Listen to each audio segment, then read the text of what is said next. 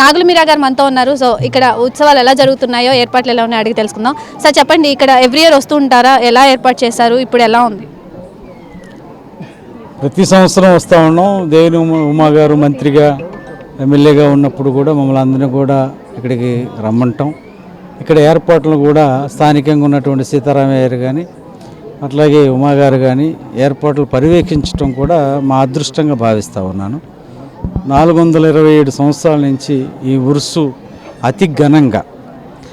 ఈరోజు మాకు సంతోషం ఏంటంటే ఏదైతే అజ్మీరు నుంచి పీఠాధిపతులు రావటం కూడా మేము వారి ఆశీస్సులు మా చిన్ని గారికి అలాగే ఇట్లా దేవిని ఉమా గారికి మా అందరికీ వీరి ద్వారాగా రావటం మాకు చాలా సంతోషం.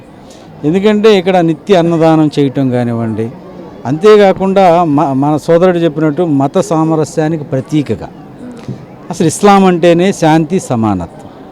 ఇక్కడ ఏమి అందరం సమానంగానే ఉండాలని కోరుకునేది ఇస్లాం మతం. సమానత్వం కావాలన్న వాళ్ళే ఇస్లాం మతంలోకి రావటం జరిగింది.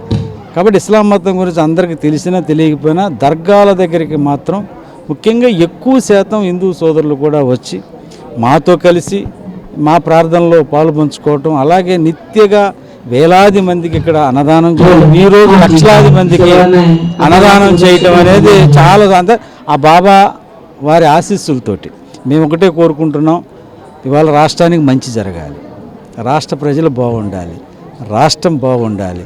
ఆ బాబా అల్లా ఆశీస్సులు మా నాయకుడు నారా చంద్రబాబు నాయుడు గారికి ఉండాలని ఈ నియోజకవర్గంగా, అలాగే దేవిని ఉమా గారికి కానీ ఈ పార్లమెంట్లో మా కేసినేని చిన్ని గారికి కానీ పుష్కలంగా ఆ బాబా అల్లా ఆశీస్సులు ఉండాలని కోరుకుంటాము.